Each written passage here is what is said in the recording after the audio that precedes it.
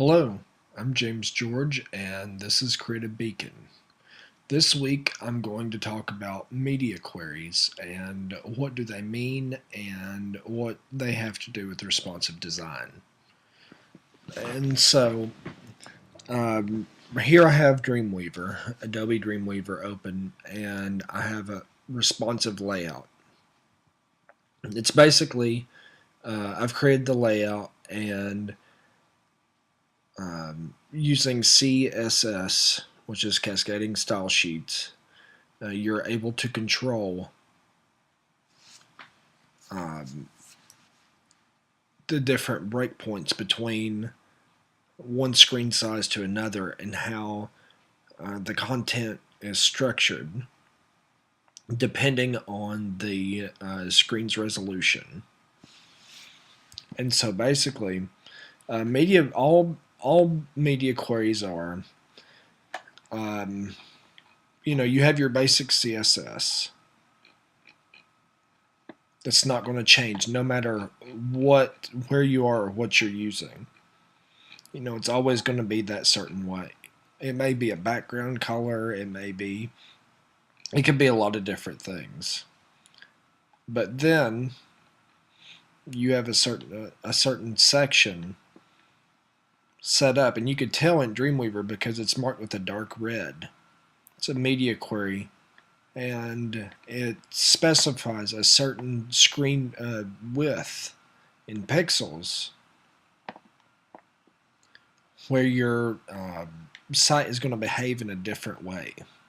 And so this is where you can control the width of your containers and your certain divs and how things look on a screen that is a minimum width of 769 pixels wide to a max of 1232. And so it tells you that if the screen is between this amount of pixels and that amount of pixels wide, that this is the layout that it's going to choose. This is how the content's going to be structured.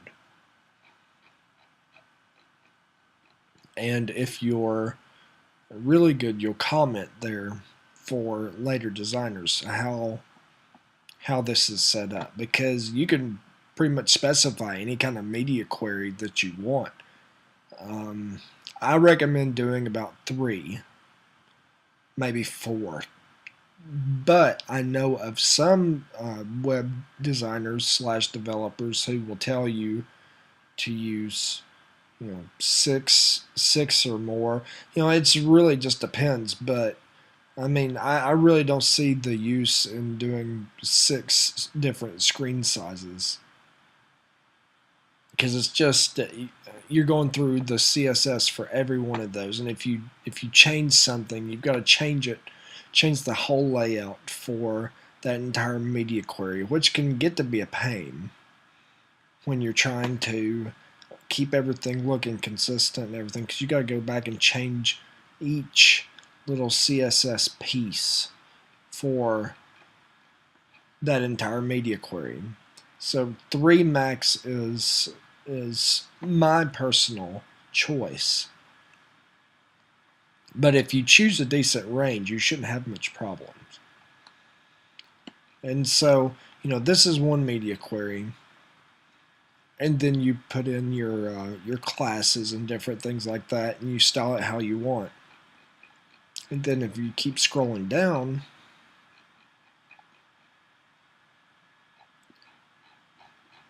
well, this one, let's see.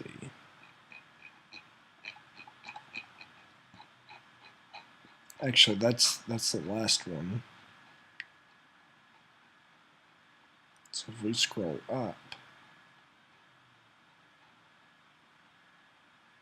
here's the medium layout. This is for like a tablet. The minimum width here is 481. And so this layout is between 481 to 768. The other one was 769 to 1232. And so, 481 to 768 says if it's between 481 pixels wide on up to 768 pixels wide, your content is going to be structured in this way. And this can determine how a menu system is set up, or if it changes to a different layout. Content that is 30%, for example, like if you've got columns, if you've got a website with 3 columns, and each column is 33% of the width of the entire container, when it switches to a tablet, you may make that column go full width of the entire container, so it makes that content easy to read. And I'll keep scrolling up here, and you should see the mobile layout, because the way you set it up is mobile first, because that's the intention here, is that you want it to look good on mobile. And so here's the mobile layout, 480 pixels and below. So it takes up where the others left off. And so you start out with how you're mainly want it to look on mobile, and you build from there. And you expand things, and you can divide things into columns and make it look really nice. And make sure that the content reflows to fit the device that it's on. And so specifying a range like that will ensure that it looks good on most devices, because most of them fit within that range. And so that's all media queries are. You can have as many media queries as you want, but like I said, I like to keep it at about 3. And so if you take a look at Dreamweaver,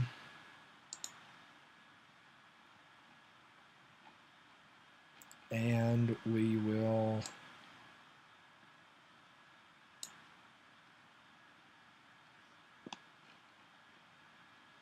if you take a look at Dreamweaver, it has the different screen sizes here: mobile, tablet, and desktop size. And so you can preview how it's going to look, roughly how it's going to look, and how things are going to react in certain screen sizes.